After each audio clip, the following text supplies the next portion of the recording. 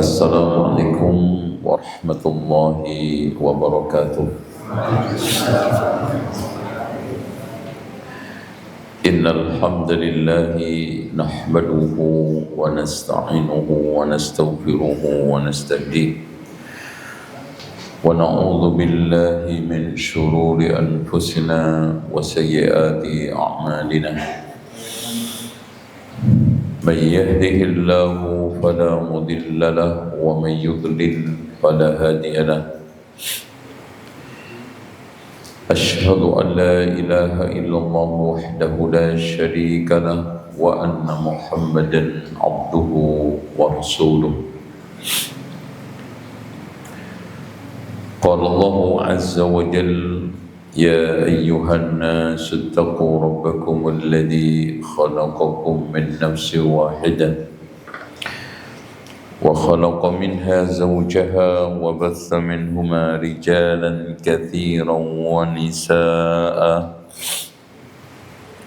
واتقوا الله الذي تساءلون به والأرحام إن الله كان عليكم رقيبا وقال تبارك وتعالى يا أيها الذين آمنوا اتقوا الله حق تقاته ولا تموتن إلا وأنتم مسلمون وقال تبارك وتعالى يا أيها الذين آمنوا اتقوا الله وقولوا قولا سديدا يصلح لكم أعمالكم ويغفر لكم ذنوبكم ومن يطع الله ورسوله فقد فاز فوزا عظيما فإن خير الحديث كتاب الله وخير الهدي هدي محمد صلى الله عليه وسلم وشر الأمور محدثاتها وكل محدثة بدعة وكل بدعة ضلالة وكل ضلالة في النار. Bapak Ibu, insyaallah kali ini kita akan membacakan kitab Halus Salaf fi Ramadan, keadaan salafus saleh di dalam bulan Ramadan, yang nanti dari kitab itu kita bisa peras, saripati amalan-amalan praktis di bulan Ramadan, sehingga kita masuk bulan Ramadan mendapatkan satu pegangan yang benar sesuai dengan ilmu yang bersumber dari Alkitab wa Sunnah menurut pemahaman dan pengamalan as-salaf, sehingga kita tidak keliru, sehingga kita tidak ada keraguan di dalam beramal. Karena banyak orang yang semangat tapi salah. Masuk Ramadan ada yang nyekar semangat sampai Masya Allah, Jumat, Sabtu, Ahad kemarin itu membludak pesawat karena kebanyakan mereka itu nyekar dan imlek. Sekelompok mereka nyekar, sekelompok mereka imlek. Bahkan anak ketemu beberapa mereka itu pulang dari luar negeri untuk nyekar. Ini fenomena. Ada yang unggah-unggahan, yaitu kuat-kuatan makan. Kalau di Jawa Timur namanya megengan. Megengan itu sama acara kuat-kuatan badok sebelum 2 atau 1 hari puasa. Dan ternyata sekarang sudah dilakukan di tempat-tempat istimewa, di hotel-hotel sekarang. Jadi mereka puas-puasan makan di hotel bintang 5, hanya nginep sehari karena besok mau puasa supaya gak kangen makanan. Adalah yang ruahan, karena orang Jawa itu menjadikan Sya'ban ini namanya bulan ruah, ya. Jadi ada kan ruwah, poso, selo, ya, ya, selo, Syawal, selo besar. Selo itu kenapa Dzulqa'dah dimanakan selo? Dzulqa'dah duduk, berhenti, nggak boleh ngapa-ngapain, walimah nggak boleh, acara bangun rumah nggak boleh, selo. Makanya di dalam mingguan juga ada orang Jawa nyirik menghindar selo, yaitu seloso. Makanya lihat aja orang-orang yang belum mengerti tentang sunnah nggak mau pergi seloso, merantau seloso nggak mau, pergi dagangan jauh seloso nggak mau, selo, ya. Nah nanti makanya ada tumpukan acara yaitu Muharram, itu apalagi Safar, karena Muharram itu ada sebagian juga menghindar, itu Muharram, Safar, Mulud, Ba'da Mulud, Jumadil Awal, Jumadil Akhir, Rejab, Ruwah, Poso, Ruwah. Kenapa? Karena orang Jawa yang Muslim tapi masih abangan, keyakinan separuh animisme, separuh Islam. Islam pun Islam sudah diadon, kejawen, itu meyakini bulan Ruwah ini ruh nenek moyang itu gentayangan, ya, ngelayap nggak jelas, begadang juga nggak jelas, mau pulang kampung nggak punya rumah, mau balik juga nggak ada yang bonceng. Jadi akhirnya apa? Gentayangan. Makanya dalam proses gentayangan, kalau zaman sebelum Islam itu di hari-hari besar mereka itu minta disuapin nasi panganan. Makanya orang Jawa itu dalam prosesi apapun, kejadian apapun itu selalu selamatan ngeluari panganan, penganan. Itu kenapa? Panganan itu karena dari kalimat pengen. Pengen itu apa? Pengen itu apa? Apa? Mau. Karena semua orang pasti mau makanan, termasuk tadi itu danyangan. Supaya nggak ganggu, maka ada acara negosiasi yang disebut dengan selamatan. Selamatan itu keluar panganan, itu. Pangan, pengen, ya. Pengen itu apa? Ingin. Nah, roh leluhur itu di dalam animisme itu dijadikan sebagai pengganti peran Tuhan. Karena Tuhan di agama animisme itu sudah hilang dari peredaran, sudah nggak dikenal lagi. Jadi Tuhannya sudah punah. Makanya diganti dengan roh leluhur. Makanya roh leluhur ini disebut dengan Tu, ya Tu, atau dipanjangkan menjadi Tuhan. Nah, Tuhan yang baik namanya Tuhan, Tuhan yang jelek namanya hantu. Itu. Jadi hantu itu Tuhan yang mengganggu. Tuhan yang sekarang belum akrab, belum dinegosiasi. Nah, supaya Tuhan-Tuhan itu tertarik maka panganan itu juga diberi nama yaitu tumpeng. Nah, wadahnya juga disebut dengan wadah sakral, yaitu tumbu, ya kan? Wadah makanan apa namanya? Tumbu, tumpeng. Makanya bentuk tumpeng itu mengerucut, karena ini perpaduan antara Hindu Buddha animisme. Kenapa? Karena makhluk alam semesta ini pancaran dari Brahman yang memancar kemudian menjadi Atman. Makanya di sekalian, masjid-masjid zaman dulu itu bentuknya atapnya apa? Mengkerucut, kayak tumpeng. Ya, mengerucutnya Hindu, segi empatnya stupa Buddha. Nah, semua ini punya hubungan antara Brahman dengan Atman, antara cahaya. Jadi manusia makhluk ini adalah jadiannya dari cahaya Brahman. Nah, di dalam menjalani samsara, ya, si Atman ini selalu menginginkan kembali kepada cahaya aslinya, yaitu Brahman. Tuh. Makanya makin ke atas makin mengkerucut sehingga disimbolkan tumpeng. Makanya tumpeng itu nggak mungkin kotak.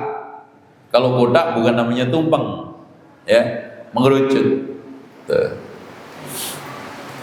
Nah ini akhirnya di sekalian, mereka meyakini pada saat itu mereka itu gentayangan mencari keluarganya, mau reinkarnasi supaya nitis reinkarnasi kepada makhluk-makhluk yang baik, minimal keluarganya yang baik, maka mereka negosiasi dengan selamatan itu. Makanya si fulan ini titisannya anu, si fulan ini titisan, Masya Allah, ini anak saya yang pertama ini titisan baik. Nah, titisan mbahnya.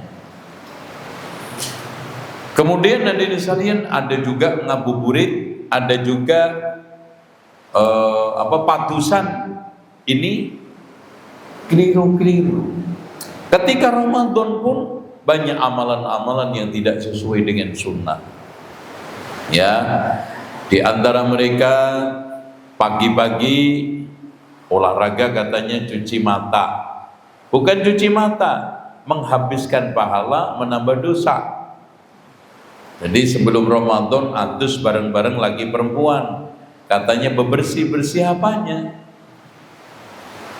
Dan aktivitas hariannya pun tidak banyak mengikuti syariat. Makanya umat Islam di dalam menjalankan puasa itu terbelah menjadi tiga. Ada yang puasa ala syariat, ada yang puasa ala adat, ada yang puasa ala kadarnya. Yang penting puasa. Makanya mereka itu cepat habis, cepat hilang, cepat bosan. Baru aja puasa 2-3 hari sudah banyak yang batal. Bahkan ada yang puasa kendang, tutup awal sama akhir dok. Tahu nggak kendangan tuh? Awal akhir, tengahnya bolong. Tarawih pun semangatnya hari pertama, kedua, kelima, sampai pasang tenda di mana? Di halaman masjid. Coba antum lihat 10 yang kedua, jamaah yang di tenda hilang. 10 yang ketiga, tendanya hilang. Jangankan jamaahnya, tendanya hilang. Nah, dari sinilah ikhwan, sholat tarawih itu kegiatan yang membosankan. Ibadah sholat 5 waktu kegiatan yang membosankan. Hari-harinya mereka apa? Siang menghabiskan dengan mendengarkan musik. Makanya di sini pabrik-pabrik musik, ya, cukong-cukong musik memanfaatkan kesempatan itu apa? Membuat musik yang mirip-mirip, yang dekat-dekat dengan puasa ibadah. Dimunculkanlah musik religi, minimal musik bernapaskan Islam. Apa artinya? Joget tetap, pakai kendang tetap, gitar tetap, cuman yang nyanyi napasnya muslim. Muslim bernapas. Tahu nggak muslim bernapas? Ya. Yang penting siapa aja muslim, yang penting keluarin napas sambil nyanyi. Ya. Walhasil hadirin sekalian, dari channel TV satu ke channel yang lainnya ada acaranya.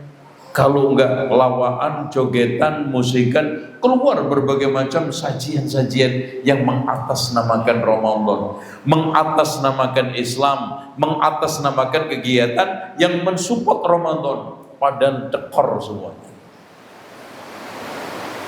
Sehingga diri sekalian, mereka sangat betah di depan televisi berjam-jam, diajak untuk sholat tarawih aja, Bang. Berapa di sini sholat tarawihnya? Berapa lama? 30 menit. Itu Masya Allah, kayak pantatnya itu ketujes paku, kayak ada Masya Allah nyelip itu jarum, nggak betah. Jangankan diajak khatam 1 juz, imam baca lam yakunil ladzina kafaru aja Pak, dibatu-batuin. Iya. Subhanallah, udah gitu nanti selawatnya dikewencengi. Maunya inna a'tainakal kautsar sama qul huwallahu ahad. Sehingga diri sekalian, masjid yang paling membludak, masjid yang paling disenangi jamaah, masjid yang cepat selesai. Bos, kalau bisa cundal-cundil, cendat-cendit, gebek-gebek, mencolot 7 menit 21 rakaat. Subhanallah. Ya Allah, sedih Pak. Ya, baca Al-Quran yang enggak diganti musik, sholatnya pun karena enggak bisa diganti dengan senam atau apa di masjid, maka dibikin cepet. Ya, coba kalau bisa diganti Quran diganti musik, sholat tarawih diganti senam. Ibu-ibu yoga, bapak-bapak pakai senam apa? Alhamdulillah. Nasallallahu alaihi. Oleh karena itu kita coba jangan ikut-ikutan, jangan coba tenggelam. Mari kita baca. Silakan diperhatikan yang lain. Fadhal. Bismillahirrahmanirrahim. Qala al-muallif hafizahullah ta'ala, akhil muslim, akhil muslimah. Pakai mic. Ini mic-nya. Antum sini aja, sini, di sini, biar dekat. Pindah aja. Sini aja.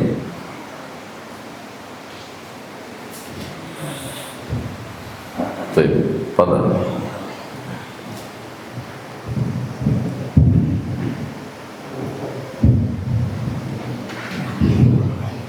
Bismillahirrahmanirrahim. Akhil muslim, akhil muslimah. Assalamualaikum warahmatullahi wabarakatuh. Wa ba'd. Ab'athu ilaikum hadhihi risalah muhmilatun lil ashwaq wa tahiyyatul umrah. Azifara ilaikum min qalbi uhibbukum billah. As'alullaha an yajma'ana bikum fi dari karamatihi wa mustaqarri rahmatihi. Wa bimunasabati qudumi syahr Ramadan uqaddimu lakum hadhihi nasiha hadiyatun mutawabi'ah. Arju an tataqabbaluha bi sadrin rahbin wa tabadaluni an-nas hafizahullah wa ra'akum. Baik. Penulis kitab memberikan mukaddimah bahwa buku kecil ini sebagai bentuk hadiah untuk kita semua di dalam rangka mendapatkan amaliyah yang benar di dalam bulan Ramadan. Lanjut.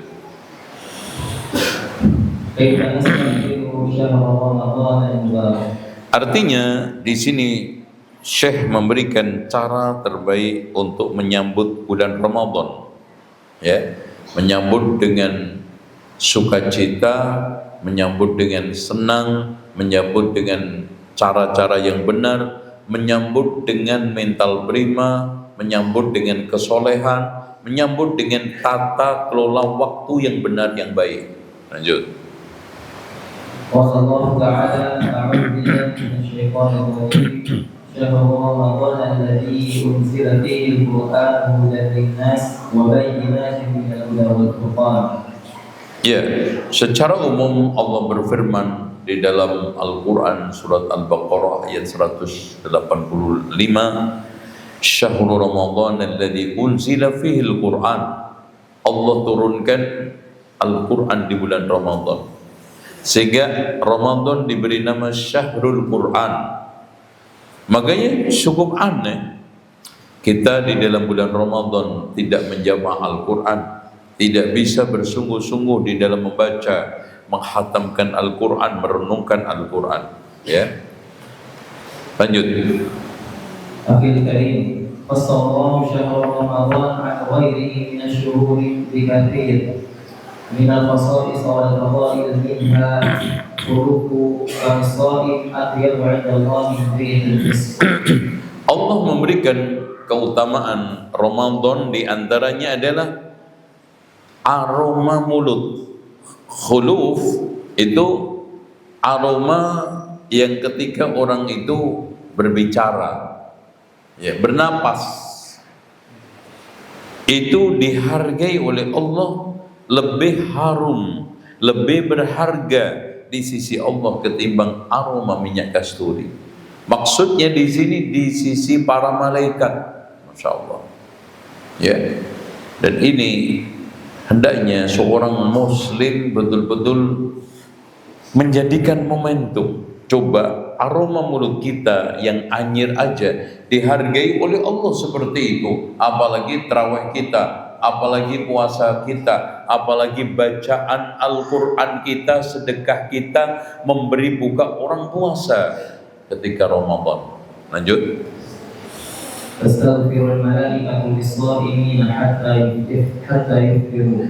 Di antara keutamaan Ramadan adalah malaikat memintakan pengampunan untuk kita kepada Allah. Subhanallah. Yang minta bukan saya, yang minta bukan manusia yang ada potensi diterima atau tidak, tapi malaikat. Nggak mungkin nggak dikabulkan oleh Allah. Lanjut. Yuzilullahu kulla yawm Yuzayinullahu kulla yawmin jannatahu wa yaqul yushiku 'abdi ibadi as-salihuna ayyalqaw 'anhu muqarruna wal adab thumma yusiru ilaih. Setiap hari Allah menghiasi surganya, Allah mempercantik surganya untuk menyambut orang-orang yang ingin memasukinya karena puasa, terutama Ramadan. Masya Allah. Ya, lanjut.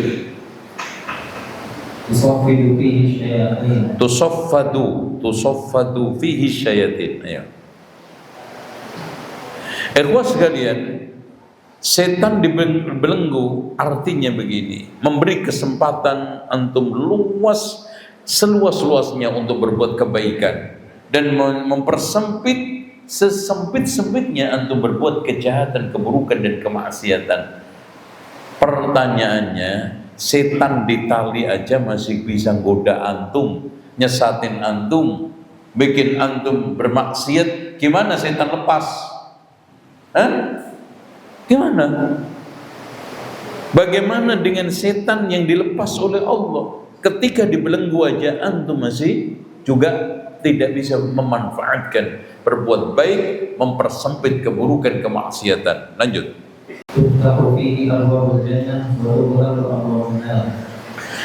Ini juga masya Allah di mana tadi? Pada kesempatan itu hadirin sekalian, Allah membuka pintu surga. Kok antum nggak masuk? Coba. Kira-kira antum kita patut nggak di murka Allah? Udah dibuka nggak masuk? Dibuka Pak. 24 jam. Tuftahu abwabul jannah. Antum nggak masuk, keterlaluan. Emang sempit pintunya? Segede masjid kita. Pintu surga itu masya Allah dibuka luas, antum nggak masuk. Allahu Akbar. Artinya kalau di luar bulan Ramadan Allah buka itu cuma setiap Senin dan Kamis. Kalau Ramadan dibuka 24 jam setiap hari. Makanya Rasulullah mengatakan, innallaha yaftahu abwabal jannati kulla yawmil itsnain wal khamis. Sesungguhnya Allah membuka pintu-pintu surga setiap Senin dan Kamis. Fayaghfirullahu ta'ala likulli man la yusyriku billahi syai'a. Allah mengampuni dosa setiap muslim yang tidak menyekutukan Allah. Illa rajulun bainahu wa baina akhihi syahna, melainkan orang yang antara saudaranya ada kres, kila andiru hatta yasliha, tahan dulu, jangan dicatat sampai mereka itu akor. Makanya nggak tegur sapa, nggak akor, saling tengkar itu bisa menjadi penghalang terangkatnya kebaikan. Ya. Makanya Rasulullah mengatakan sampai la yahillu lil mu'minin ayyahjura akhahu fawqa thalathin. Tidak halal bagi seorang mukmin mendiamkan saudaranya lebih dari 3 hari karena itu. Karena kalau antum 3 hari kan gini Pak logikanya, Senin, Selasa, Rabu, mumpung Kemis diangkat, atau Kemis, Jumat, Sabtu, Seninnya diangkat, gitu loh. Paham nggak antum? Kenapa 3 hari? Taruhlah antum nggak sapa-sapaan, nggak salam-salaman, nggak tegur-teguran Rabu, Kemis, Jumat, ada kesempatan Senin, Sabtu, Ahad, Senin diangkat 3 hari. Ya, ini nggak akor sampai 5 tahun. Udah masya Allah, bahaya. Bahkan innallaha ta'a, di dalam hadis lain innallaha yanzilu ila dunya fin nisfi minas sya'ban, di separuh Sya'ban, fayaghfirullahu ta'ala likulli muslimin, Allah mengampuni setiap muslim illa musyrikin au musyahin, kecuali orang yang musyrik dan orang yang gak akor. Nah, gak akor lagi. Hati-hati. Dan ini potensi memang Pak. Aduh. Masuk enggak Mas? Mas, coba suaranya Mas rekaman. Masuk enggak? Ini kecopot soalnya. Coba dicek. Masuk enggak? Masuk. Jadi seperti itu. Dan memang bersosial itu masya Allah, antar saudara, antar family, antar tetangga itu ada aja potensi untuk clash. Jangan kan gitu, suami istri aja ada potensi clash. Ya jujur. Makanya kalau nggak akor jangan sampai lebih dari 3 hari. Makanya caranya kata Rasulullah, khairuhum alladhi yabda'u bisalam, yang terbaik di antara keduanya adalah yang memulai salam. Ya, lanjut. Fi lailatul qadri hiya khairun min alfi syahr. Man hurima khairuha faqad hurima. Wa man hurima khairaha. Karena hurim itu man, khairaha maf'ul, ada maf'ulnya 2 aslinya. Ya. Man hurima khairuha faqad hurima. Al-khairu kullu. Hadirin sekalian, Lailatul Qadar. Kenapa sampai Rasulullah mengatakan siapa yang terhalangi dari kebaikan Lailatul Qadar patut untuk dihalangi seluruh kebaikan. Karena mana ada kebaikan yang lebih dari 1000 bulan antum bisa dapatkan cuma 1 malam. Mana? Dan antum sekarang nggak bisa. Apalagi yang diharapkan dari antum? Apalagi yang bisa diharapkan dari kita? Ini adalah malam akselerasi, dipercepat oleh Allah. Karena mungkin setahun penuh kita banyak keterlambatan, banyak ketertinggalan. Kalau seandainya ada program dari Pemda Bekasi, siapa saja yang tidak punya ijazah SMP SMA bisa mengikuti program akselerasi selama seminggu. Antum ikut nggak yang nggak punya ijazah? Nggak mungkin nggak ikut. Bagaimana ini untuk kemaslahatan akhirat, untuk kebaikan akhirat cuma semalam bukan seminggu Pak. Dan nggak pakai wirawiri. Antum kalau program akselerasi Pemda dari rumah ke tempat programnya, ke kantornya, ke Diknasnya, seminggu.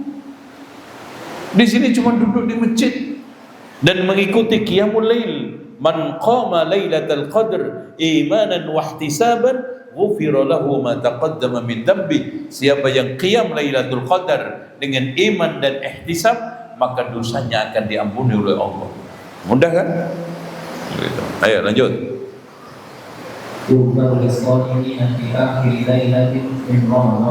Setiap akhir malam Allah ampuni dosanya. Berarti setiap sepertiga terakhir menjelang subuh, Allah ampuni dosanya. Jadi kan setiap malam itu Allah memerdekakan orang-orang dari neraka. Sekaligus apa artinya? Diampuni, dilepas, sehingga menjadi ahlul jannah. Lanjut.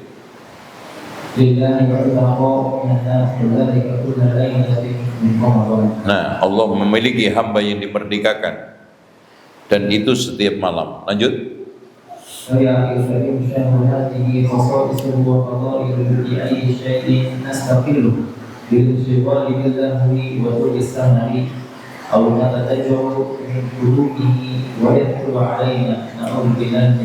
sekarang yang jadi permasalahan, keutamaan Ramadan seperti itu apa dengan menyalakan mercon, petasan? Apakah sekarang antum dengan jogging-jogging?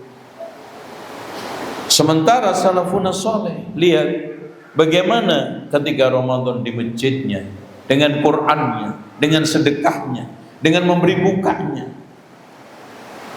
Otomatis kita kejar, bukan kita sering mendengarkan musik, main organ, nyetel dari penyanyi satu ke penyanyi yang lainnya, keliling dari mall satu ke mall yang lainnya. Ya, lanjut.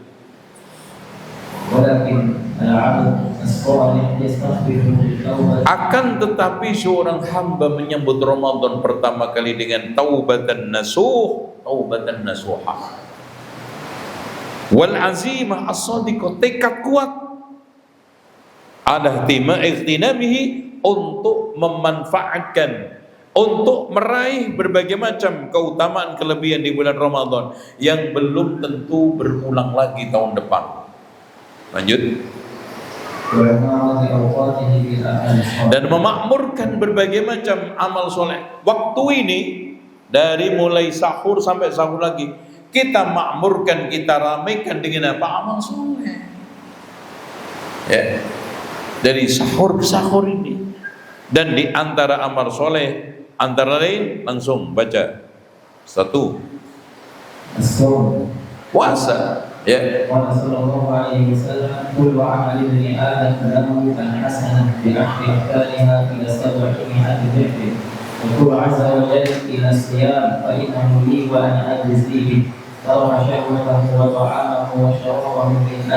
Coba lihat kenapa Allah tegaskan di dalam hadis qudsi ini, puasa itu spesial Allah yang balas. Karena milik Allah, Allah yang balas. Kenapa? Karena dia meninggalkan syahwatnya, makan minumnya karena Allah. Kenapa Pak? Karena di antara sekian ibadah yang paling sulit untuk dipamerkan, riya, sum'ah, itu puasa. Sedekah masih mudah untuk dipamerkan. Haji apalagi, umroh apalagi. Coba antum pamer puasa pakai apa? Pakai apa? Lemes. Pamer puasa antum pakai ludah, apa yang dipamerkan? Gak ada. Makanya tidak ada sekian ibadah yang paling terjaga dari riya kecuali puasa. Zakat masih dipamerkan nih, zakat 5 miliar. Nih haji saya sudah 2-3 kali, berarti panggilnya hahaha. Kalau 5 kali terus 10 kali gimana? Udah ketawa sekampung. Umroh dipanggil Pak Umroh, apalagi banyak yang memamerkan ibadah-ibadah kecuali puasa. Bahkan Pak, ada Masya Allah orang duduk di kantor, yang muslim gendut seger, yang kafir non muslim krempeng. Antum secara umum kalau ditanya nggak tahu mana yang puasa, antum pasti tunjuk tuh yang krempeng tuh lemes. Ternyata dia non muslim, nggak puasa. Yang gendut karena sulit untuk dipamerkan. Tunjukkan. Dan kecenderungannya ikhlas. Coba Pak, antum lihat sekarang antum kelaparan, kehausan, siang-siang jam 2 masuk kamar makan minum, siapa yang negor? Siapa yang tahu? Nggak ada. Antum bisa saja masuk kamar makan minum, Sembunyi di mana makan minum. Tapi kenapa tetap antum jaga? Karena itulah hakikat asyamuli milik aku, kata Allah. Makanya yang balas Allah. Lanjut.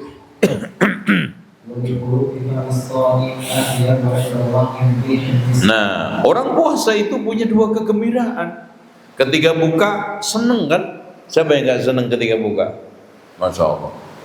Apapun makanannya. Bahkan Pak, Masya Allah, tidak ada ceritanya orang gede, orang dewasa, bapak-bapak, ibu-ibu rebutan makan kecuali pas buka. Nggak ada ceritanya. Nggak ada. Kenapa? Karena itu sudah nas watak daripada orang puasa itu punya dua kegembiraan. Masya Allah. Dan Allah jadikan bau mulut kita. Dan lanjut, man shoma ramadhana.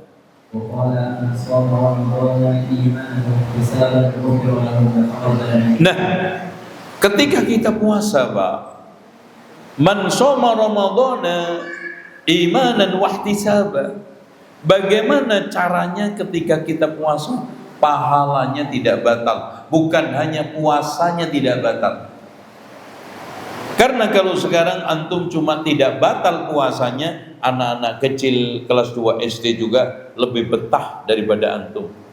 Anak-anak kita SD kelas 4-5 asar aja masih main bola, antum udah lemes tuh di kursi, itu jagang terus. Makanya yang membedakan puasa anak kecil dengan kita adalah pahala terjaga. Bagaimana pahala supaya terjaga? Lihat, Rasulullah bersabda, "Man lam yada' qaula zur wal amal bihi." Barang siapa yang tidak bisa meninggalkan ucapan kotor, perbuatan keji, Allah tidak butuh dia itu meninggalkan makan minumnya. Itu. Lanjut, baca hadis as-saumu junnah. Ayo. وقال الصوم جنة فإذا كان يوم صوم أحدكم فلا يرفث ولا يفسق ولا يجهل فإن سابه أحد فليقل إني امرؤ. Nah, ini saumu junnah. Kapan puasa itu menjadi tameng? Dalam lafaz lain, yastajinnu bihal abdu anin nar, buat tameng seorang hamba dari api neraka ketika puasa itu. Fala yarfus, tidak membuat kefasikan, rofas. Wala yafsuk, jadi tidak ada rofas, artinya melakukan hal-hal yang menimbulkan syahwat. Wala yafsuk, menimbulkan hal yang sifatnya kefasikan. Wala yajhal, tidak melakukan tindakan-tindakan bodoh, iseng, usil, dosa, maksiat itu tindakan bodoh. Bahkan semua tindakan pelanggaran maksiat itu bodoh. Makanya Allah berfirman, innamat taubatu 'alallahi lilladzina ya'maluna su'a bijahalatin. Sesungguhnya Allah itu menerima taubat dari orang yang mengamalkan keburukan dengan dasar bodoh. Artinya apa? Seluruh bentuk kemaksiatan itu adalah jahlun, kebodohan. Karena kalau orang itu berilmu, Pak, pasti takut kepada Allah, gak mungkin bermaksiat, kan gitu. Makanya disebutkan kenapa seluruh kemaksiatan itu adalah kebodohan. Orang itu kalau berilmu pasti takut kepada Allah, dan pada akhirnya apa? Gak mungkin melanggar. Benar tidak? Makanya Imam Ahmad mengatakan aslul ilmi khasyatullah, asas daripada ilmu adalah takut kepada Allah. Lanjut yang kedua.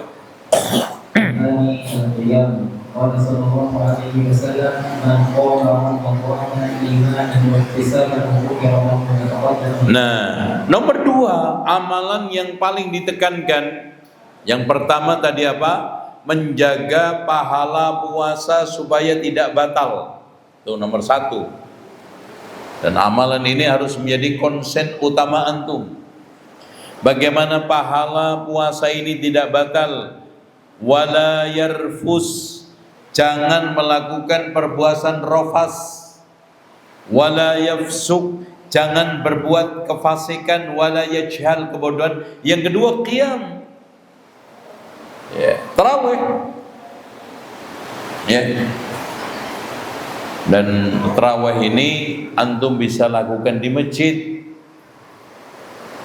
dan dianjurkan di masjid, karena Rasulullah mengatakan man qama ma'al imam hatta yansarifa, barang siapa yang qiyam bersama imam sampai selesai, kutiba lahu qiyamul lailatin, ditulis ya qiyamul lail semalam.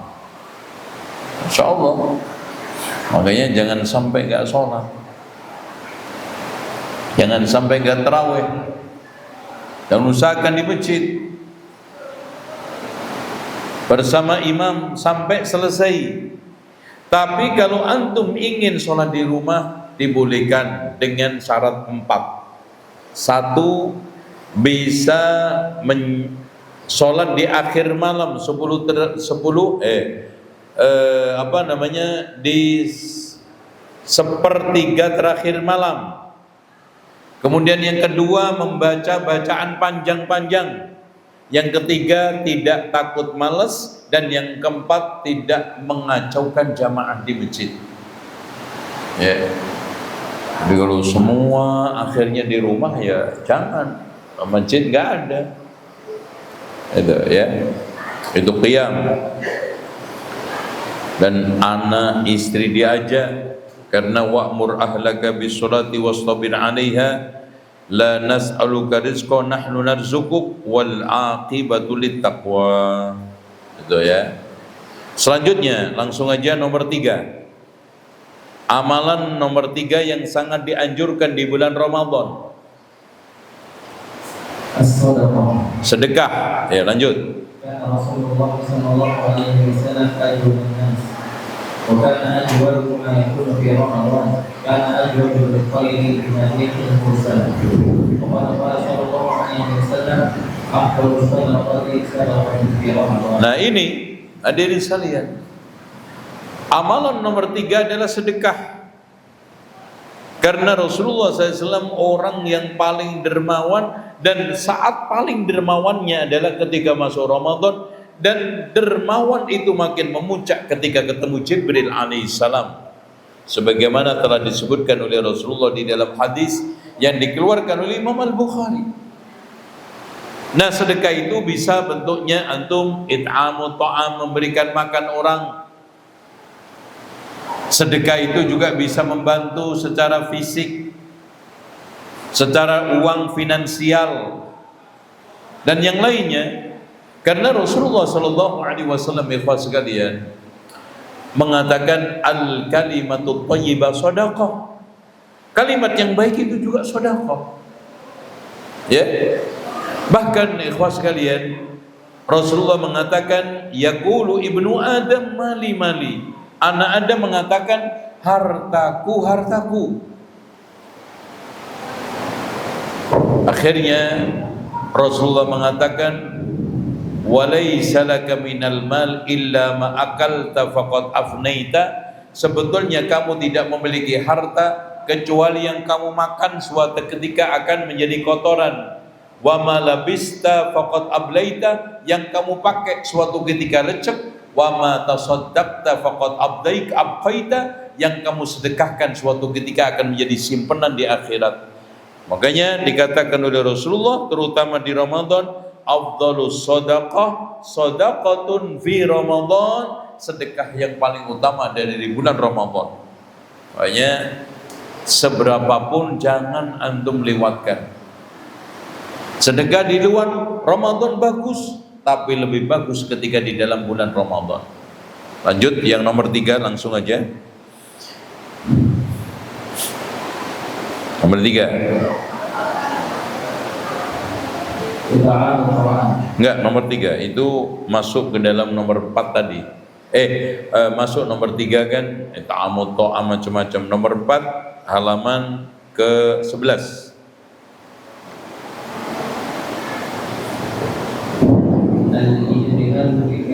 Nah ini Pak, al-ijtihad bersungguh-sungguh di dalam membaca Al-Quran. Syukur-syukur bisa khatam berkali-kali. Coba bayangkan Imam Syafi'i ketika Ramadan khatam Al-Quran sekali di dalam sholat tarawih, sekali di luar sholat tarawih. Utsman ibnu Affan menghatamkan Al-Quran ketika sholat witir, 1 rakaat selesai. Jadi biasanya membaca rakaat awal biasa-biasa, akhirnya dihatamkan semua ketika witir. Makanya caranya antum bisa membaca ketika tahajud 1 rakaat, yang ingin khatam sekali itu 2 juz 2 lembar, yang ingin khatam 4 juz 4 lembar, yang ingin 5 juz 5 lembar, udah selesai. Berarti kalau setiap rakaat antum bisa membaca 5 lembar, berarti semalam itu bisa khatam berapa? 5 juz. Kenapa? Karena rata-rata 1 juz itu berapa? 10 lembar. Kalau 5 juz, 4 juz, 2 juz. Gampang kan? Ngomongnya. Itu pelaksanaannya. Antum kalau tidak hafal Al-Quran bisa membaca. Ya. Tapi saya sarankan untuk membaca lewat offline, karena kalau online itu nanti WA masuk ente baca nanti batal sholat antum. Ya. Pakai offline. Ya, kalau antum capek berdiri bisa sambil duduk, fleksibel. Cuman sholat sunnah sambil duduk dalam keadaan normal itu separuh pahala orang yang sholat sambil berdiri. Gitu ya. Antum khatamkan Al-Quran berkali-kali, direnungkan maknanya. Ya, antum kalau memang begitu, antum bikin jadwal. Umpamanya saya model orang kerja. Bagaimana nanti setelah subuh itu membaca berapa lembar, nanti setelah zuhur berapa lembar, asar pulang berapa lembar, nanti sambil nunggu buka berapa lembar. Itu harus antum jadwalkan, kalau enggak lewat. Berapa kali Ramadan melewati kita? Apalagi bapak-bapak yang tua ini, rata-rata udah umur berapa nih? Berapa Pak? 60. Berarti kalau bapak mulai Ramadan umur 10 tahun udah 50 kali puasa. Ayo, 50 kali. Coba setiap kali berapa khatam? Masya Allah. Karena apa? Karena kalau tidak ada tekad, males. Kalau tidak ada tekad, buyar lagi. Ya. Makanya sekali-kali antum paksa dengan apa? Iktikaf di Masjidil Haram. Di sana pasti membaca Al-Quran. Karena waktu longgar, kosong, gak ada apa-apa lagi. Coba kadang-kadang Masya Allah, ada orang udah dikasih kesempatan iktikaf di Masjidil Haram, masih juga bisnis HP 3 online semua. Itu kapan lagi akhiratnya? Kapan lagi kita bisa qiyamul lail dengan khusyuk? Ya. Lanjut. Sekarang nomor 5.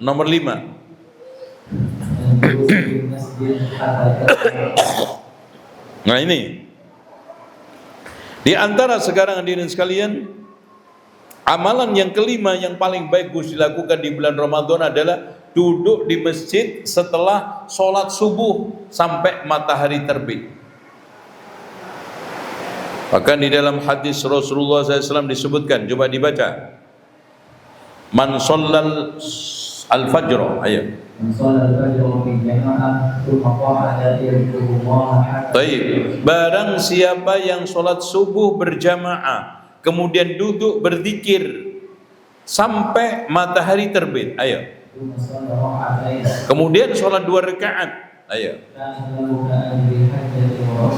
Sama dengan, maka dia mendapatkan pahala seperti haji umroh, sempurna, Masya Allah. Manfaatkan antum. Apalagi nggak kerja Sabtu Ahad duduk, pulang juga nggak bisa ngopi kok.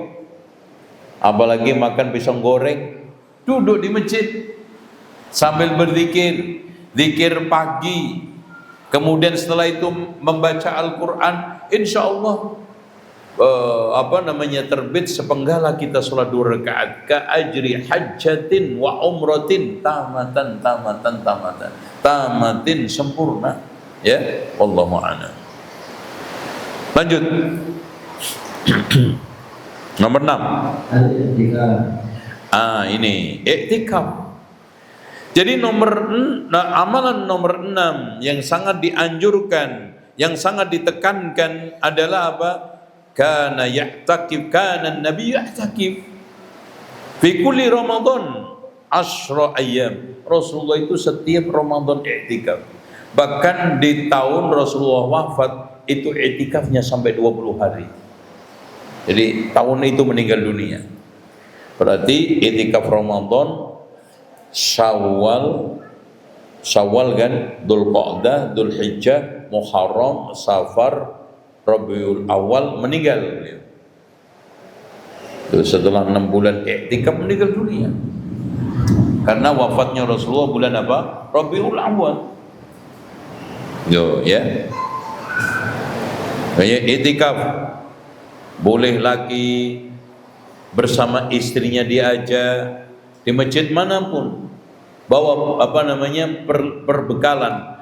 Jangan ada target pulang kecuali karena hajat. Karena Rasulullah SAW tidak keluar dari masjid kecuali lihajatin nas, untuk keperluan manusia. Ya, kalau nggak ada di masjid. Dan iktikaf itu batal karena dua.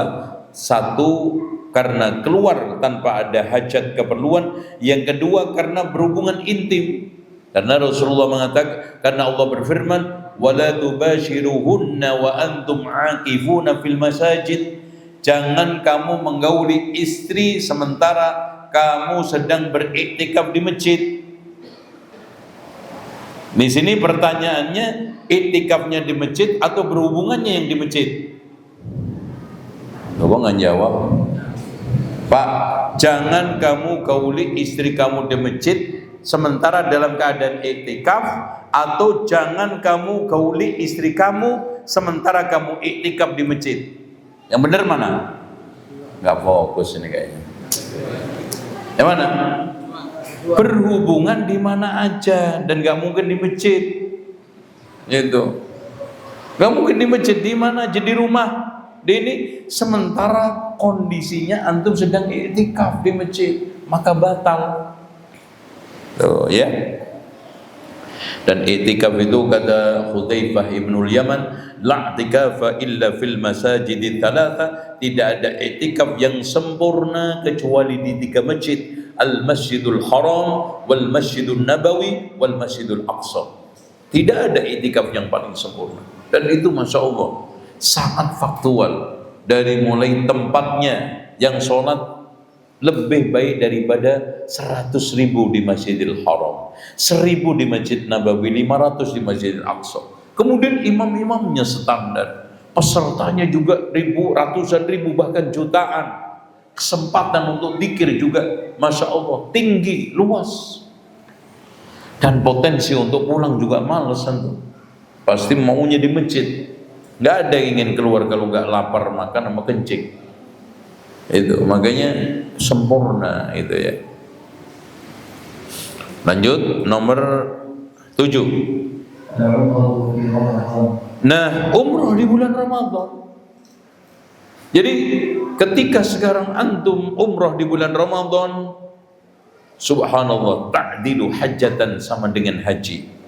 Nomor 8, ya, mencoba untuk mencari dengan sungguh-sungguh. Tahari itu apa? Mencari sungguh-sungguh, bukan asal nggak dapat ya udah. Enggak, sungguh-sungguh.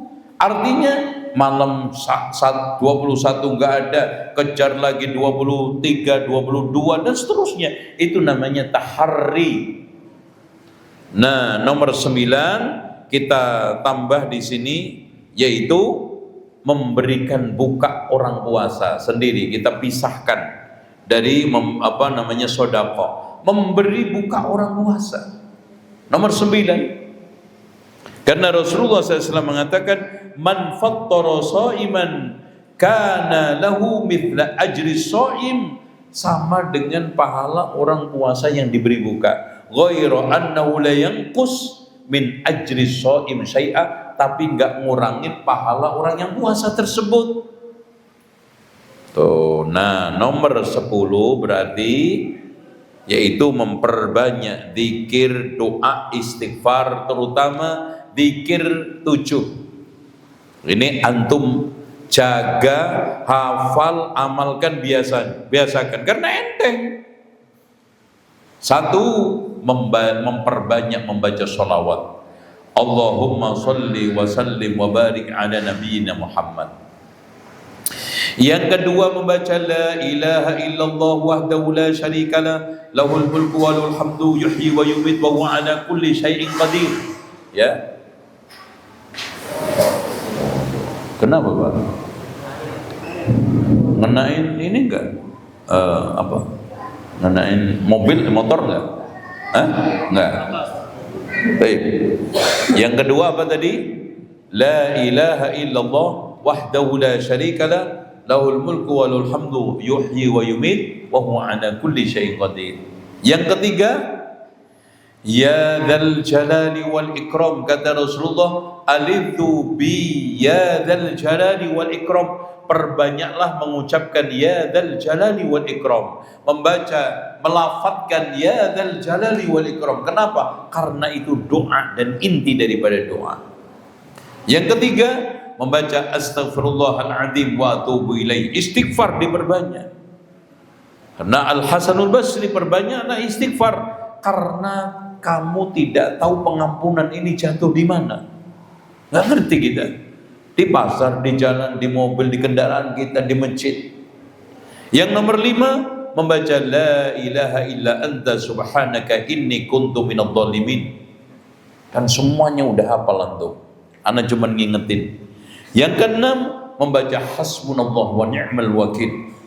Bahkan zikir ini dibaca oleh Nabi Ibrahim saat diancam Namrud mau dimasukkan ke dalam api. Dibaca Nabi Muhammad saat diancam akan diserang 1000 pasukan. Makanya zikir hasbunallah wa ni'mal wakil itu sungguh sangat bagus dibaca ketika kita dalam keadaan terancam. Contoh terancam, kawin lagi ketahuan, hasbunallah wa ni'mal wakil. Itu bagus, pasti ketahuan. Ya. Nah, yang terakhir nomor 7, la ilaha illallah subhanallah walhamdulillah wa la ilaha illallah wallahu akbar la haula wa la quwata illa billahil aliyyil azim. 7. Ada yang enggak hafal tadi 7? Enggak ada. Saya ulangi lagi, baca sholawat, terserah antum pilih sholawat yang mana. Yang kedua, baca ya la ilaha illallah wahdahu la syarikalah lahul mulku wal hamdu wa ala kulli syai'in qadir. Yang ketiga, ya dzal jalali wal ikram. Yang keempat, la astaghfirullah wa atubu astaghfirullahaladzim wa atubu ilaih. Yang kelima, la ilaha illa anta subhanaka inni kuntu minadh dhalimin. Yang keenam, hasbunallah wa ni'mal wakil. Yang ketujuh, subhanallah walhamdulillah wa la ilaha illallah wallahu akbar la haula wa la quwata illa billahil aliyyil azim. Tafadhal, kita cukupkan sekian, kita buka tanya jawab untuk mengembangkan masalah-masalah hikmah, hukum atau masalah kaitannya dengan Ramadan. Tafadhal, silakan.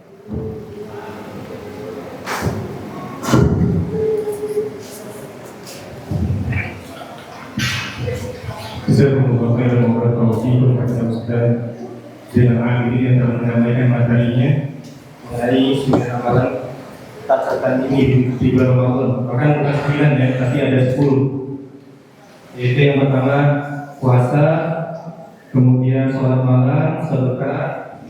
Yang keempat, bersungguh-sungguh di dalam membaca Al-Quran. Yang kelima, duduk di masjid sampai terbitnya matahari, kemudian sholat 2 rakaat. Yang keenam, iktikaf. Ketujuh, umrah di bulan Ramadan. Kemudian kedelapan, bersungguh-sungguh dalam mencari Lailatul Qadar. Yang kesembilan, ini yang beliau tambahkan, diususkan, yaitu memberi makan kepada orang-orang yang untuk orang-orang yang berbuka, kemudian memperbanyak zikir dan doa. Kemudian bagi ikhwan akhwat yang ingin menanyakan, ingin bertanya atau ingin menanyakan sesuatu yang belum jelas ya kurang jelas atau ingin bertanya, kami persilakan.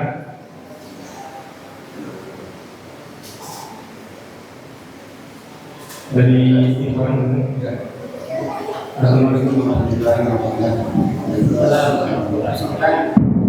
Bagaimana kita menjaga istiqomah kita setelah Ramadan ini, Ustaz? Karena ya kadang-kadang hidup setelah Ramadan itu kadang-kadang agak berat, Ustaz. Ya, setelah Ramadan yang biasa kita lakukan di Ramadan itu banyak melakukan ibadah, barangkali ya. Tapi setelah itu agak berat. Bagaimana menjaga istiqomah kita? Setelah Ramadan. Apa? Setelah Ramadan atau ketika Ramadan? Ikhwas sekalian, tidak ada cara yang terbaik kecuali yang dilakukan salafus saleh. Para ulama salafus saleh itu punya tradisi kebiasaan pasca Ramadan yang cukup bagus. Apa? 6 bulan setelah Ramadan itu memohon kepada Allah supaya semua aktivitas di dalam bulan Ramadan itu diterima. Berarti di sini ada introspeksi, ada pengkaitan terus, ada keterkaitan. Ya. Kemudian 6 bulan Ramadan yang kedua, 6 bulan setelah Ramadan yang kedua meminta kepada Allah supaya umurnya diantarkan sampai bulan Ramadan berikutnya penuh dengan berkah, sehat, sempat, dan semua dalam keadaan sempurna lagi. Terus begitu. Inilah yang menyebabkan mereka itu ada keterkaitan, ada kesemangatan. Makanya para ulama salafus saleh itu ketika habis Ramadan itu mencari, adakah di antara mereka orang-orang yang sukses selama bulan Ramadan kita ucapkan selamat, atau yang gagal kita sampaikan takziah. Makanya ucapan selamat Idul Fitri itu mengarah kepada mereka yang sukses, mereka yang sempurna, mereka yang sekarang ini bisa lulus keluar Ramadan dengan berbagai macam keutamaan, minimal setelah mengamalkan yang wajib tadi itu, yang fardu 9 tadi dilakukan atau 10 tadi dilakukan.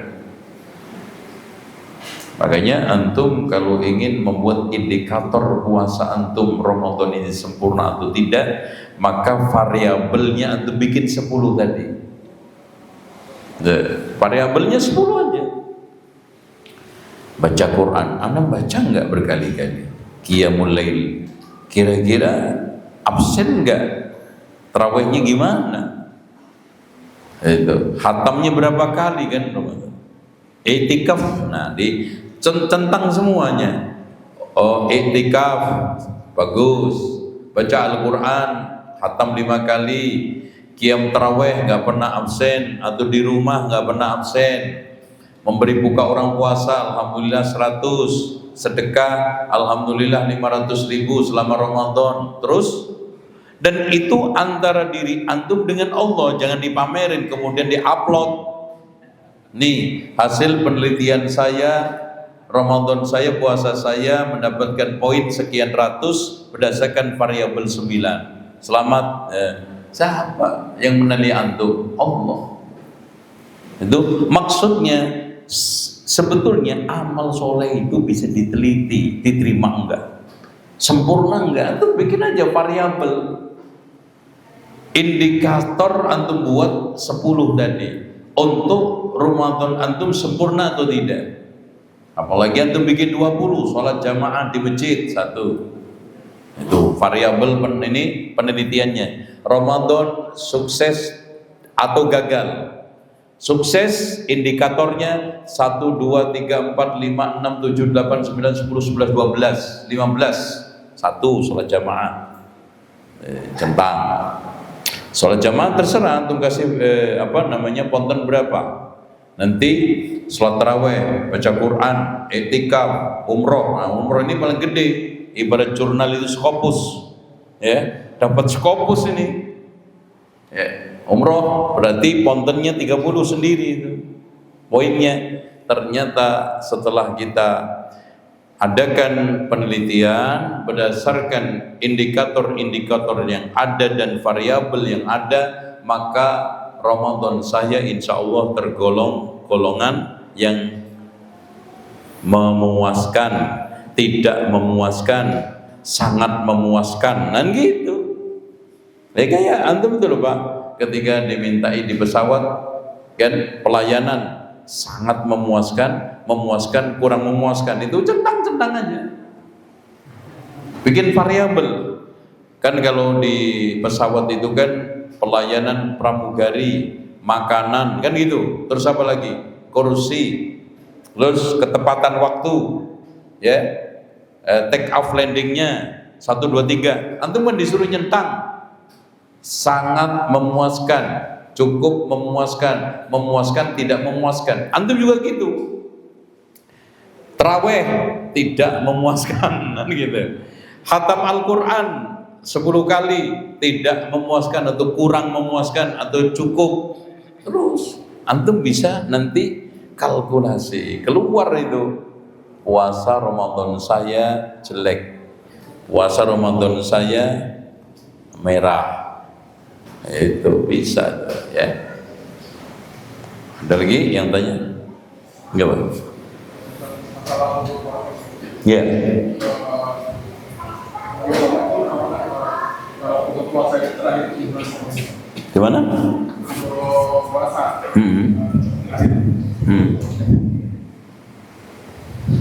di bulan Ramadan ya Ustaz ya? Ya. Karena yang Ustaz itu kan kalau dia katakan di Al-Quran itu permohonan dengan sebagai ada sampai kepada demikian itu. Ya. Ya, ayat itu di situ kan enggak membatasi. Gimana? Ya, itu ayat yang sifatnya umum, yang sifatnya adalah mutlak. Maka segala sesuatu yang mutlak, nas yang mutlak, harus kita carikan muqayyad. Dan yang takyid adalah sunnah. Ada enggak sunnah Nabi yang membatasinya? Ternyata ada. Yaitu apa? Aisyah mengqadha, menyatakan di akhir Sya'ban. Dari situ nanti dikaitkan oleh ulama antar nas bahwa waktu qadha puasa itu antara Ramadan 1 ke Ramadan berikutnya itu. Makanya fa'iddatun min ayyamin ukhur, lebih kepada hari-hari intinya selain Ramadan sampai Ramadan berikutnya, begitu akhirnya. Itu ya. Walaupun itu semuanya adalah ijtihad, karena di antara para ulama akhirnya berselisih.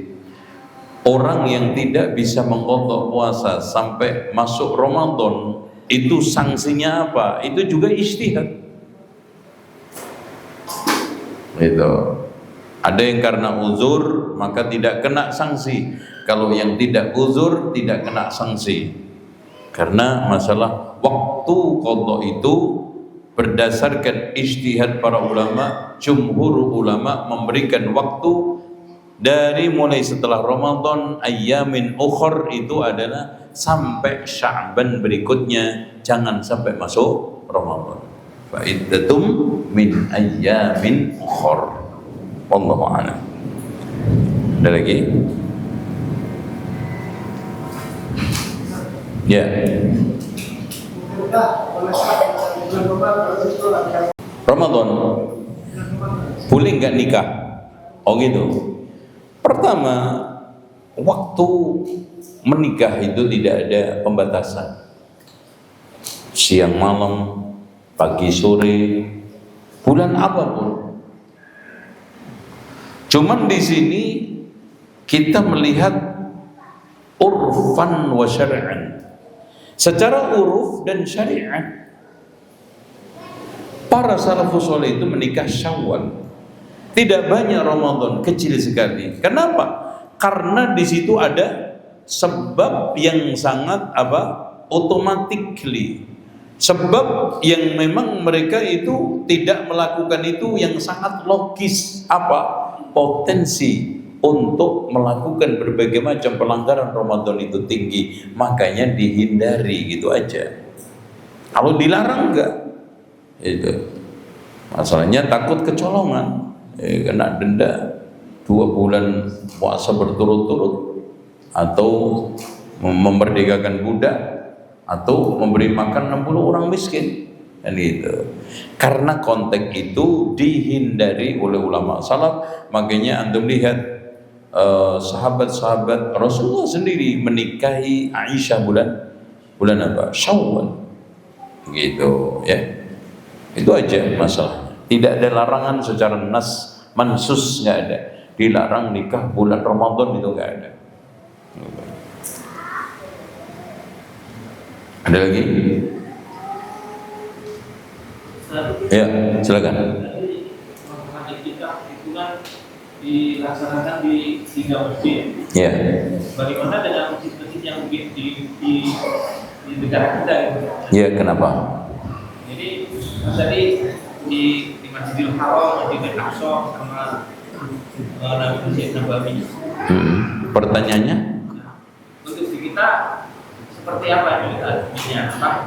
Apa keutamaannya? Keutamaan.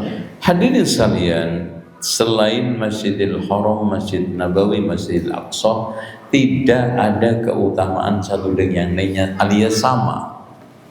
Makanya siapa yang nadar iktikaf, umpamanya saya kalau anak sembuh dari sakit AB, maka saya akan iktikaf 3 hari di Masjid Al-Qayyimah.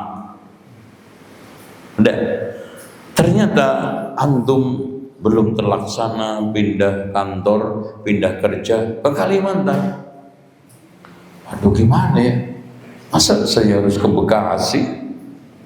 Enggak perlu, antum cukup iktikaf di Kalimantan sana, karena enggak ada keutamaan satu dengan yang lainnya antara Masjid Qayyimah dengan masjid di Kalimantan untuk iktikaf.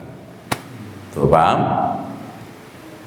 Tapi kalau antum nazar saya akan iktikaf di Masjidil Haram 3 hari, kalau anak saya masuk ke perguruan tinggi ABC, antum nggak bisa ganti di Masjid Qayyimah, karena keutamaan masjid manapun nggak ada yang bisa nandingi Masjid Al-Haram, harus di sana. Tapi kalau antum nadarnya di Masjid Nabawi diganti di Masjidil Haram, boleh nggak? Boleh, karena Masjidil Haram lebih tinggi. Begitu juga nadar di Masjidil Aqsa, antum ganti di Masjid Nabawi. Masalahnya itu. Ini masalah fikih. Bagaimana ketika orang itu nadar di satu masjid ke masjid yang lainnya? Wallahu a'lam. Gitu ya. Ada lagi? Ya. Jika memberi makan orang puasa tapi orang yang memberi tidak puasa. Enggak puasa. Enggak ada faedah. Kecuali dia muslim yang sholat dan meninggalkan puasa karena malas, bukan karena ingkar. Tapi kalau dia itu muslim tapi enggak sholat sama sekali, enggak puasa sama sekali, maka memberikan buka nikmat buat yang puasa, gak ada pahala buat dia. Kenapa? Karena dia itu keluar dari Islam karena gak sholatnya. Dan amal orang yang kafir tidak diterima. Gitu. Makanya Allah mengatakan, "Iyantahu yughfar lahum ma qad salam." Ketika mereka berhenti dari kekufuran, maka Allah akan ampuni dosa-dosa masa lalunya. Berarti kalau masih kafir, tidak diterima. Ya. Dan orang-orang kafir itu habitat amaluhum, amalnya terhapus. Oleh karena itu, amal orang-orang non-muslim, contoh ada yang kadang-kadang ketika ada acara kurban ngasih kambing, itu ada nggak itu? Ada. Bagaimana itu statusnya? Kalau datangnya kambingnya hidup, antum sembelih buat untuk makan panitia, karena termasuk sembelihan dari sembelihan yang lainnya. Tapi kalau dia niatnya korban, tidak diterima, karena Allah tidak menerima amal ibadah dari orang kafir selagi dia belum syahadah la ilaha illallah. Itu paham? Nah, sekarang bagaimana hukumnya orang sholat tapi nggak puasa, orang puasa tapi nggak sholat? Mending mana? Ini mending.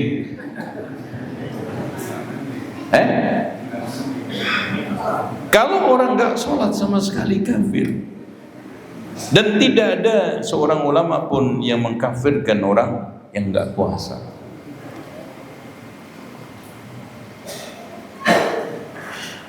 Karena Allah mengatakan wa in tabu, kalau mereka itu tobat, wa aqamus shalah, menegakkan salat, wa atuz zakah, dan mereka bayar zakat, fa ikhwanukum fiddin, mereka kembali menjadi saudara agamamu, saudara seagama, berarti luar. Makanya kita tidak menemukan ulama yang mengkafirkan orang yang tidak puasa semata-mata hanya karena malas, kecuali ingkar. Tapi kalau sholat, ya, siapapun yang meninggalkan secara total sholat, tidak pernah sholat, maka dihukumi kafir meskipun alasannya malas. Kenapa Pak? Karena rutin. Masa malas rutin? Umpamanya gini, Mas antum bilang, Pak, kenapa nggak masuk kerja? Waduh Mas, lagi males. Masuk akal, antum sehari 2 kali nggak masuk. Karena apa? Males. Ini antum malesnya dari mulai pengumuman antum diterima kerja, nggak masuk sampai pensiun. Terus ditanya sama direkturnya, kenapa antum nggak pernah masuk? Males. Kira-kira diterima nggak Pak? Patutnya antum ini tidak diakui sebagai karyawan, meskipun alasannya malas. Oh malas seumur hidup. Contoh, anak malas makan Mas, nggak pernah makan sama sekali. Ya malas. Itu sekali 2 kali, ya Allah, anak Mas makan ke depan yuk. Enggak, anak lagi malas banget, nggak enak banget mulut saya. Tapi minggu depan diajak bakso lancar, diajak rawon seneng, pecel mau. Itu namanya males makan. Males ngaji, nggak pernah ngaji sama sekali. Mas, anak lagi males Mas, sekali 2 kali ini nggak pernah datang. Males, nggak diterima alasan males. Dari mulai kajian diadakan sampai dia mati nggak pernah datang tuh. Oh itu orang males banget tuh Pak. Males itu sekali 2 kali nggak datang ngaji, sekali 2 kali nggak datang sholat jamaah, sekali 2 kali nggak makan, itu namanya males. Seumur hidup nggak pernah sholat, males, nggak diterima. Makanya, dan dalil zakat, Abu Bakar memerangi orang-orang yang tidak bayar zakat. Makanya selagi dia itu sholat, maka ketika nggak puasa masih dihukumi muslim. Paham? Itu. Ada lagi? Ya sebentar nih. Ya. Masalah membayar fidyah. Ya. Untuk orang tua kita yang di kampung, Ya. apakah boleh dibayarkan di kota di Bekasi atau lebih utama dibayarkan di kampung? Aslinya gini, semua sanksi pembayaran kaitannya dengan harta, maka pembayarannya di tempat harta itu terjadi.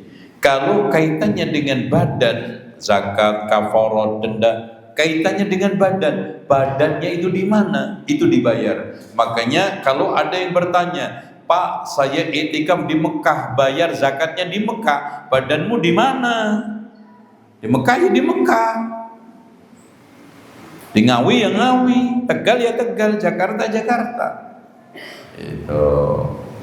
Ini tata caranya.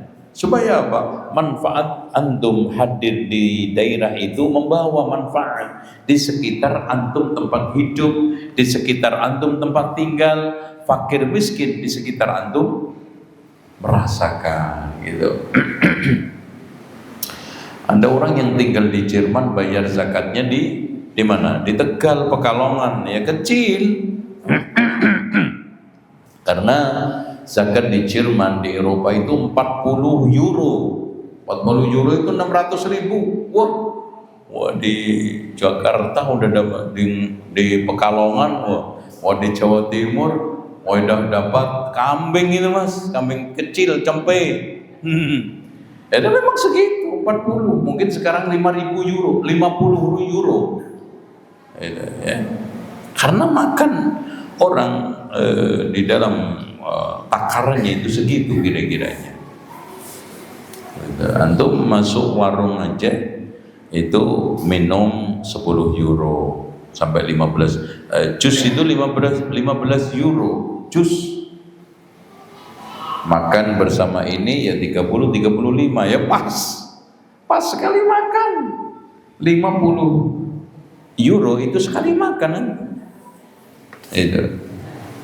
Jadi ya lebih dikit-dikit lah ya, tergantung ngiritnya antum. Ya kalau antum makannya di rumah-rumah makan yang mewah bisa sekali makan 100, 150 sama. 150 di sini udah 2,5 juta UMR. Itu ya. Makanya kemampuan itu beda-beda. Tukang sampah kerja-kerja kaki lima itu gajinya berapa? 1.800 sampai 2.000 euro, itu sekitar 27 juta. Dan 2.000 itu pas kontrak petak tuh 500, masih sisa 1.500 untuk makan 700, untuk kebutuhan pajak macam-macam hampir segitu habis. Kalau di sini antum kawin lagi antum 27 udah keren, udah direktur udah gitu ya. Makanya yang lucu itu kalau lagi puasa bulan Juli itu kan siangnya panjang Pak, sampai 22 jam, 21 lah, dan malamnya itu cuma 3 jam. Wah itu banyak yang nggak puasa mereka. Ada yang puasa 1-2 ngikut Indonesia, itu puasa ikut Indonesia, gaji ikut Jerman, mantep tuh. Itu hebatnya orang Indonesia Pak, pinter ngakali, apa aja diakali sampai gaji Jerman, puasa, nah itu puasa Bekasi, itu ajib itu ya. Lanjut baik Pak. Ya. Waalaikumsalam warahmatullahi wabarakatuh. Masalah biasa Ya. bagi ibu yang menyusui itu ketika anaknya masih balita biasanya membayar fidyah tentu. Ya. Tapi apakah itu masih wajib untuk puasa atau enggak? Ini masalah khilafiyah, tetapi kalau saya uraikan panjang karena juga udah mau habis. Jadi intinya gini Pak, bagi orang yang hamil dan menyusui, menurut pendapat Ibnu Abbas cuma wajib membayar fidyah, karena mereka ini lebih patut untuk masuk firman Allah, wa 'alal ladzina yutiqunahu fidyatu ta'amu miskin. Orang-orang kalau memaksakan puasa bisa aja, tapi berat sekali, maka orang macam seperti ini siapa? Orang jompo, sakit menaun, termasuk hamil menyusui, maka cukup bayar fidyah. Kata Ibnu Abbas, termasuk ayat ini adalah orang-orang yang hamil wal murdi, orang yang hamil dan menyusui. Dan Rasulullah juga mengatakan, innallaha wada'a 'anil musafir syatra shalah wa 'anil murdi wal hamil as-sauma. Ini dalil yang paling menukik. Allah menggugurkan separuh sholat dari musafir. Pertanyaannya, separuhnya dikodok nggak kalau sudah mukim? Separuhnya dikodok nggak kalau mukim? Nggak. Berarti Allah menggugurkan puasa dari orang hamil menyusui, nggak kodok. Karena sama-sama digugurkan. Allah menggugurkan separuh sholat dari orang musafir, nggak kodok. menggugurkan puasa dari orang hamil dan menyusui, artinya apa? Juga nggak mengqadha. Digandingkan dua ayat nama hadis ini memberikan kesimpulan orang hamil sama menyusui cukup membayar fidyah, tidak perlu mengqadha. Dan ini memang lebih hikmah. Kenapa Pak? Karena ada orang yang hamil nyusu itu berentet sampai 7 tahun. Tahun ini hamil, tahun depan nyusui. Baru jajan selesai, hamil lagi, nyusuin lagi. Coba 5 tahun hamil nyusuin, sampai 7 tahun. Hikmah. Sementara syariat Islam al-masyaqqatu tajlibut taysir, kesulitan mendatangkan kemudahan. Inna dina yusrun, agama itu mudah. Makanya menggugurkan dari qadha lebih hikmah, bijak daripada mengqadha, membayar fidyah apalagi. Ya, ada terakhir ada yang tanya? Ya. Dalam manhaj salaf Ustaz, adakah istilah saum khawas? Itu hanya istilah yang diangkat oleh Abu Hamid Al-Ghazali di dalam kitabnya Ihya Ulumuddin. Tingkatan-tingkatan orang orang puasa itu maksudnya ada orang yang puasa zahir batin. Puasa ya juga menjaga puasanya nggak batal, berarti nggak makan, nggak minum, nggak ini, dan pahalanya nggak batal. Tadi itu menjaga mata, pahalanya membatalkan puasa. Telinga bisa membatalkan pahala puasa. Mulut dengan ghibah dustanya bisa membatalkan pahala puasa. Itu yang disebut khawasul khawas dalam istilah mereka. Tapi Allah ini ada istilah. Tapi kalau mengkhawatirkan kita terjerumus kepada kelompok tasawuf atau sufi, yaitu kita hindarkan. Karena istilah itu syar'i atau tidak syar'i itu pertama sesuai enggak dengan dalil Al-Quran dan Sunnah, membawa enggak ke arah pemikiran tertentu yang bid'ah. Kalau istilah itu membawa ke arah tertentu pada pemikiran bid'ah, kita harus apa? Hentikan. Contoh, ada istilah di dalam filsafat, istilahnya filsafat itu adalah supranatural. Itu sesuatu yang di atas kewajaran natural, supranatural. Terus ada lagi istilah syarikat, hakikat, makrifat, tasawuf, syariat. Kalau yang dimaksudkan adalah Jibril, akhbirni anil Islam, ya udah antum pakai Islam saja. Terus kemudian yang di atasnya hakikat. Kalau yang dimaksudkan wa akhbirni anil iman, antum pakai istilah iman aja, jangan pakai hakikat. Karena syariat, hakikat, makrifat ini sudah menjadi istilah sufi. Terus maksud antum makrifat apa? Oh, ihsan. Antum pakai istilah yang didalilkan oleh Rasulullah, yaitu apa? Ihsan anta'budallaha ka'annaka tarahu. Cukup. Karena orang sufi itu di dalam meniti karir tasawuf itu menggunakan dua metode penyiksaan diri supaya syahwatnya itu hilang, terkalahkan, tertundukkan dengan cara apa? Menyiksa diri, bertapa, terus kemudian poso lelono, keliling aja, posong rawa pati gedus, macam-macam. Ini istilah sufi Jawa, ya, sufi Jawa ada. Kalau di Arab sana mereka melakukan khalwat sampai mengurung bertahun-tahun, ya, di suatu tempat, di suatu gua dan yang lainnya. Sehingga di sini syahwatnya, keinginan-keinginan mereka, bahkan di antara mereka ada yang mengebiri diri, dikebiri. Tuh. Nah, ada yang kedua dengan cara berzikir. Nah, untuk sampai pada tingkatan tersebut, zikir mereka bagi menjadi 4: syariat, hakikat, makrifat, ghaib. Nah, itu zikir syariat la ilaha illallah Muhammadur Rasulullah. Meningkat lagi menjadi hakikat hakikat thariqat Masya Allah. Syariat thariqat hakikat makrifat.